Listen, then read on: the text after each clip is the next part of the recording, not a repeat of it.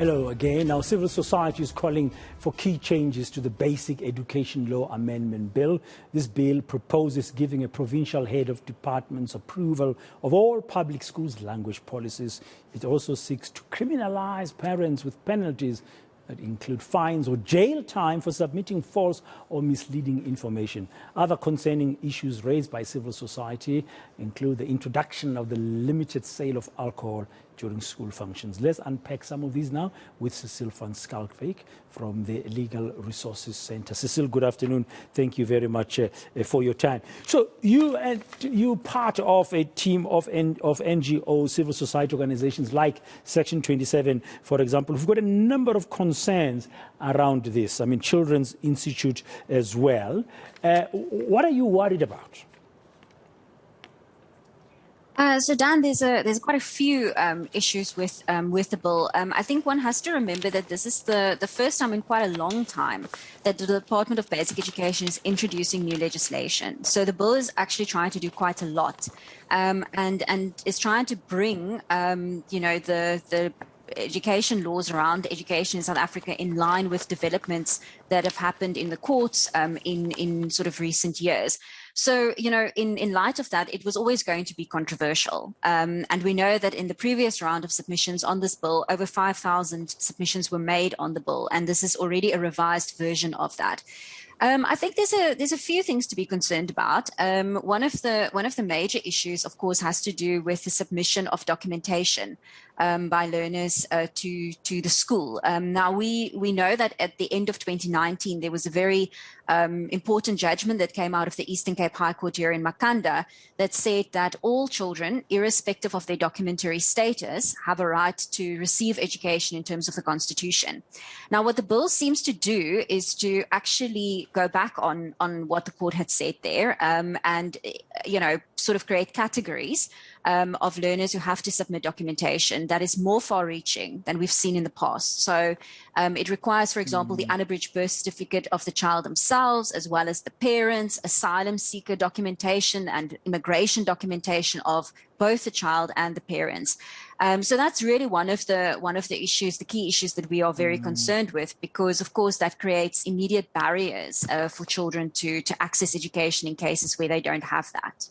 Yeah, I guess that's just one of the examples, but you are not saying there's no need for amendments, but basically you are saying that there are some issues, that some of these controversial existing amendments, like the one you've just mentioned, and also the one I mentioned in my introduction, the criminalization of anyone, including parents or guardians who prevent their children from attending school, that they need to be scrapped.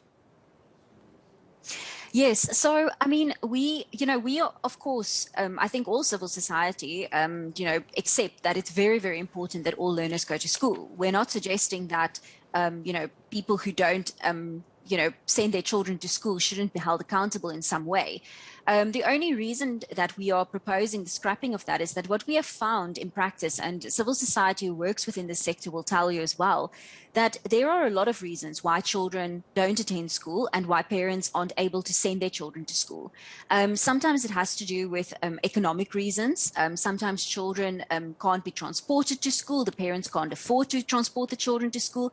And there are various socioeconomic reasons why children sometimes don't access school or parents are able to do so.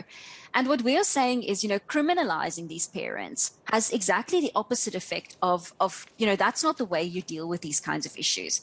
You have to, by criminalizing the parent, by sending them to jail, you're not helping that child gain access to school.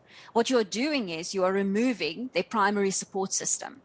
And we are saying that, in order to get all children into school, what really is necessary is sort of a much broader approach to the socioeconomic reasons and the structural reasons why children aren't attending school, and to address those rather than criminalizing someone for not actually being able to send their child to school or not taking the steps to do so. Yeah, Cecile, in the last minute or so that we have together, I just wanted to address the issue about the alcohol. I mentioned in my intro that there's an issue in this amendment bill, the Basic Education Law Amendment Bill, that refers to the introduction of the limited sale of alcohol in school functions, and you are very concerned about that.